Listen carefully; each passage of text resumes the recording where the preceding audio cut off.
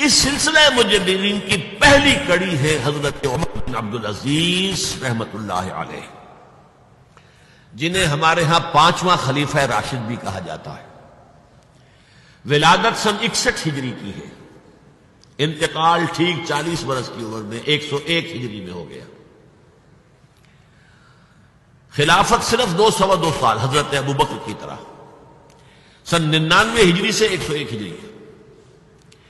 خود یہ مروان بن حکم کے پوتے تھے۔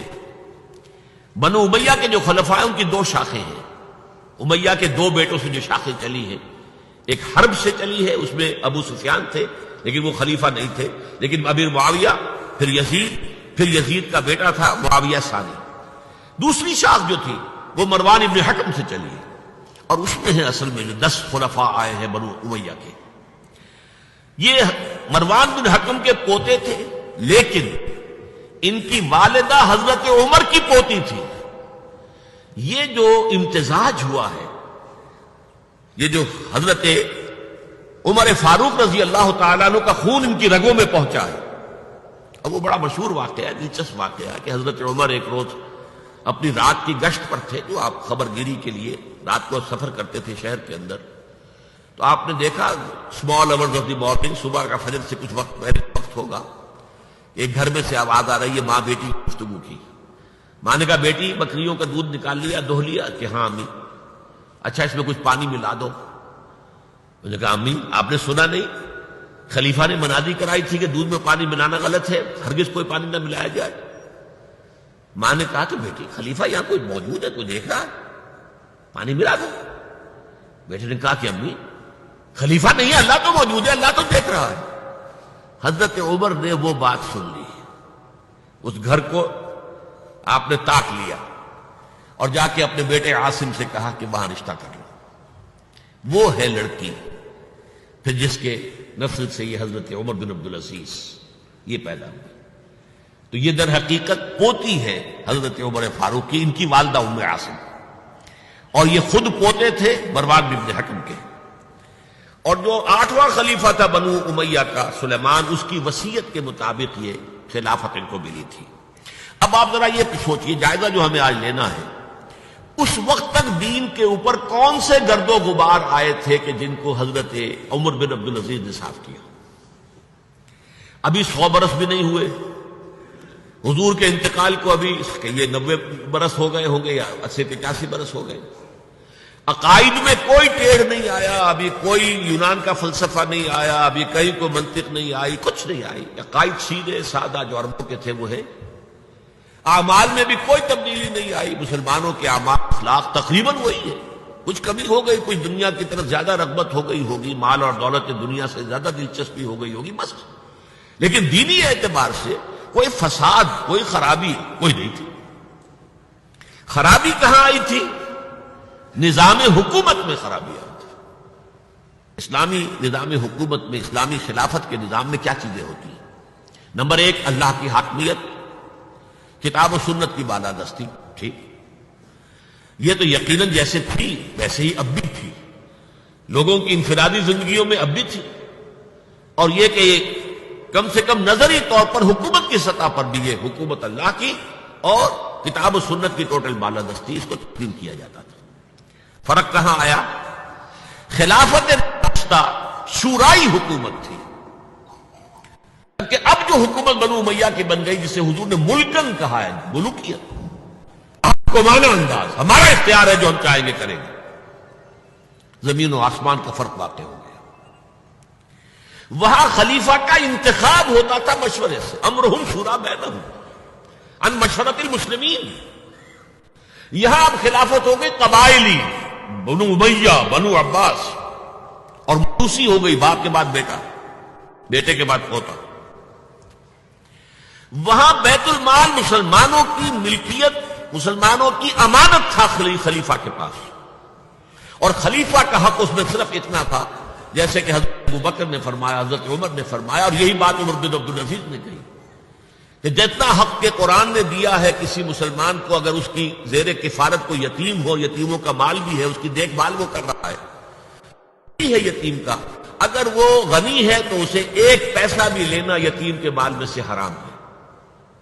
لیکن اگر وہ خود محتاج ہے تو وہ ضرورت کے مطابق اس سے لے سکتا ہے. جتنا کچھ بھی ایک یتیم کا ولی یتیم کے مال میں سے لے سکتا ہے، اس سے زیادہ خلیفہ کے لیے بیت المال جائز نہیں ہے. یہ معاملہ تھا ابو بکر صدیق کا، عمر فاروق کا، عثمان غنی کا، علی مرتضیٰ کا رضی اللہ تعالی عنہ اجمعین.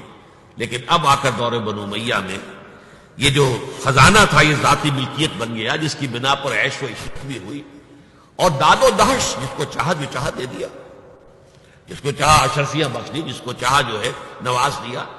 انہوں نے تین ہی کام کیے. نمبر ایک، ان کو خلافت ملی تھی اصل میں سلیمان جو ان سے پہلے خلیفہ تھے ان کی وصیت کی بنیاد پر، لیکن یہ احتیاط کر لی گئی تھی کہ اگر کہیں یہ وصیت پہلے لوگوں کے علم میں آ گئی تو شاید لوگ بغاوت کریں اور حضرت عمر بن عبدالعزیز کو گوارا نہ کریں. لیکن یہ کہ انہوں نے یہ کیا جو اس وقت کے ذمہ دار لوگ تھے کہ پہلے وصیت پر بیعت لے دی گئی کہ یہ وصیت ہم تسلیم کریں گے.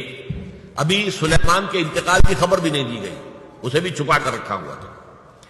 اس کے بعد وصیت کھولی گئی اور حضرت عمر بن عبدالعزیز کیا کہ سلیمان کا انتقال ہو گیا، تب لوگوں نے بیعت کر لی، کیونکہ بیعت تو کر چکے تھے، وصیت کی بیعت کر چکے تھے. اس وصیت سے عمر بن عبدالعزیز برآمد ہو گئے تو وہ بیعت خود بخود ہو گئی. لیکن انہوں نے جا کے اعلان کیا مجمع عام میں، لوگوں مجھ پر یہ خلافت کی ذمہ داری ڈال دی گئی ہے بغیر مجھ سے پوچھے، بغیر میرے مشورے کے، بغیر میری خواہش کے. لیکن میں آپ کی گردنوں میں سے اپنی خلافت کے دادے کو اتار کر پھینک دیتا ہوں. آپ جسے چاہیں اپنی آزاد مرضی سے مشورے سے خلیفہ بنا دیں. یہ پہلی اصلاح تھی. موروثیت ختم، نامزدگی ختم. اب اگر چاہتے ہیں آپ، اگر لوگوں کی رائے ہے ان کا مشورہ تو ٹھیک ہے. سب نے کہا بیک زبان ہم آپ پر راضی ہیں، ہم آپ ہی کو خلیفہ بنانا چاہتے ہیں. پہلی اصلاح یہ ہوگی. دوسرا کام یہ کیا، جتنی جاگیروں کے ڈاکومنٹس تھے، دستاویزات، وہ سب طلب کیے. خود اپنے گھر سے اپنی بیوی کے سارے زیورات، عبد الملک بن مروان بیٹی تک زیورات بیت المال میں. اپنی جاگیر سب سے پہلے اپنی جاگیر کو ختم کیا. زمانے میں شریڈر تو تھے نہیں، مشین تو تھی نہیں. مسجد میں بیٹھے ہوئے تھے حضرت عمر بن عبدالعزیز اور وہ ایک ایک وصی کاٹایا جاتا تھا اور وہ قینچی سے کاٹ کاٹ کے پھینک رہے تھے. بڑا طوفان مچ گیا بنو امیہ کے لوگوں کے اندر. کیا ہو رہا ہے؟ ایک وفد بھی آئے کہ دیکھیے آپ اپنے سے پہلے لوگ جو کچھ انہوں نے کیا تھا، آپ اب جو چاہیں آپ کریں، پہلے جن لوگوں نے جو کیا ہے اس کی نفی تو نہ کیجیے. حضرت عمر بن عبدالعزیز پوچھتے ہیں دیکھو اگر تمہارے پاس ایک فرمان ہو امیر معاویہ کا اور ایک ہو ان کے بعد کسی پانچویں پشت کے اندر آنے والے کا، تو کس فرمان کو زیادہ اہمیت ہوگی؟ امیر معاویہ کے فرمان کی زیادہ اہمیت ہوگی. تو فرمایا پھر میرے پاس فرمان جو ہے وہ امیر معاویہ سے بھی بہت پہلے کا ہے. میرے پاس اللہ کی کتاب ہے، قرآن ہے، میں اس کی منہ سے طے کر رہا ہوں. لہذا ہو جائے کموٹ میں، کوئی ناراض ہوتا تو ہو.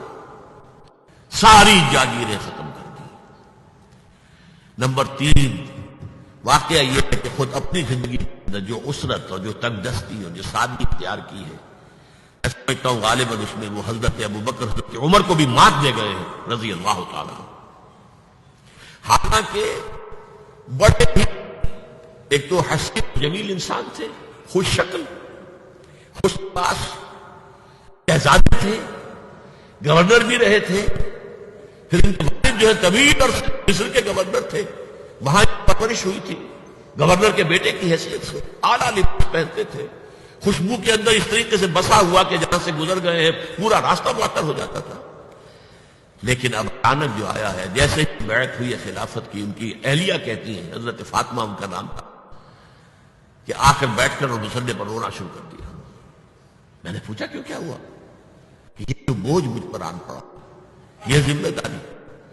رونا شروع کیا. اور اس کے بعد واقعہ یہ ہے کہ انہوں نے ذاتی زندگی میں کپڑا صرف ایک جوڑا، 2 بھی نہیں، جمعے کے لیے بھی اس کے دھوپ سوکھنے کے لیے انتظار کرنا پڑتا تھا، تب جا کر پہن کے اس کو جمعے میں جاتے تھے. ایک دفعہ آئے ہیں بچیوں سے گفتگو کر رہے تھے تو بچیوں کو دیکھا، عجیب حال ہے کہ وہ جو بھی بات کرتی ہیں پھر اپنے منہ پر ہاتھ بھی رکھتی. پوچھا کیا سبب ہے؟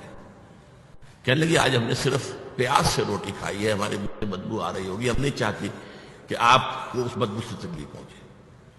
حضرت عمر رونے لگے، لیکن کہا انہوں نے کہ میری بیٹیوں، کیا تم یہ پسند کرو گی کہ تمہیں دنیا کی نعمتیں ملے اور عیش ہو اور تمہارا باپ جہنم میں جائے؟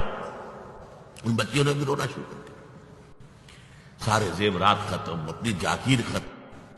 وہ آپ کو پتہ ہی ہوں گے کہ اگر چراغ بھی ہے رات کو، سرکاری کام کر رہے ہیں تو وہ جو بیت المال کے تیل سے جو جلنے والا چراغ ہے وہ روشن ہے۔ خادم نے آ کر کو گھریلو بات کرنی چاہیے تو چراغ گل کر دو پھر بات کرو۔ ذاتی بات ہو رہی ہو تو سرکاری جو تیل کا چراغ ہے وہ نہیں جلے گا۔ میں یہ سمجھتا ہوں، میں علی وجہ البصیرت کہہ رہا ہوں کہ میرے نزدیک تو اس قدر شاید باریک بینی کی باتیں جو ہے میرے علم میں نہیں ہے کہ حضرت ابو بکر اور حضرت عمر، اور پھر یہ کہ وہاں کوئی ایسا کنٹراسٹ کنٹراسٹ نہیں تھا، اس لیے کہ حضور کے ساتھ جد و جہد کرتے ہوئے ان کی زندگیوں میں پہلے بھی فقر اور ساری فقر کی کیفیات تھی۔ یہاں تو اچانک ہوا ہے کہ اس سے پہلے ایک بہت خوش باش خوش شکل، بہت ہی ہر طرح کے ناز و نعم کے اندر پلا ہوا انسان شہزادہ اچانک آیا ہے تو زندگی کے اندر انقلاب آ گیا۔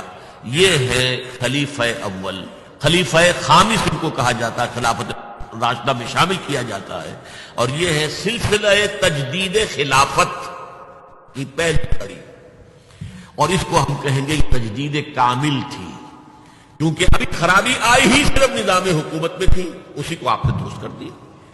یہ دوسری بات ہے کہ یہ بہت شارٹ لیوڈ رہی ہے، آگے نہیں چلی ہے، ان کو زہر دے دیا گیا، اس لیے کہ یہ بات زیادہ قابل برداشت نہیں تھی بنو امیہ کے پورے خاندان کے لیے، قبیلے کے لیے۔ انہیں گمان غالب یہی ہے کہ زہر دے کر جو ہے انہیں شہید کیا گیا، لیکن بہرحال یہ پہلی کڑی ہے عمر بن عبد العزیز رحمۃ اللہ علیہ۔